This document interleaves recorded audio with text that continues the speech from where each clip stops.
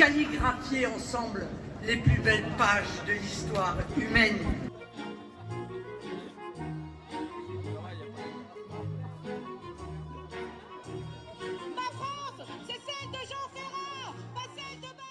Je pense que le rassemblement qui est à quelques minutes d'ici, ça n'est pas qu'un rassemblement électoral, c'est la volonté de l'extrême droite européenne et internationale de faire une démonstration de force.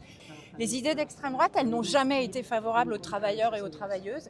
Ils ont toujours voté dans tous les pays européens et en France contre des mesures de pouvoir d'achat. Ils ont toujours voté contre la protection des travailleurs et des travailleuses. Et le message qu'envoient aujourd'hui les organisations ici présentes, avec leurs différences, c'est que nous sommes unis.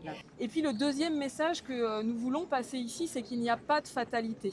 Il n'y a pas de fatalité, nous sommes déterminés à lutter contre l'extrême droite et contre ses dangers. L'extrême droite, elle fait des ravages.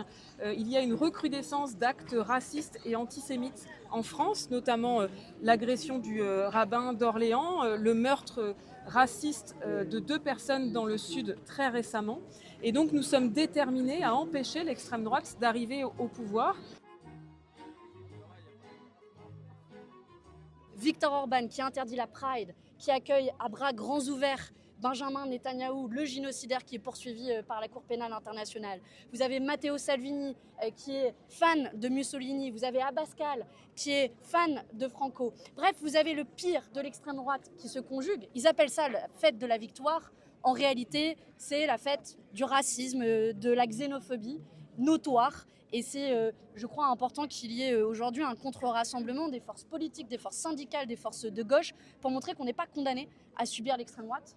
C'est aussi l'occasion de redire que la victoire de l'extrême droite n'a rien d'inéluctable. Nous avons fait la démonstration quasiment 1 an, jour pour jour, en France, que l'extrême droite, même annoncée gagnante, même annoncée avec une majorité absolue, elle peut être battue.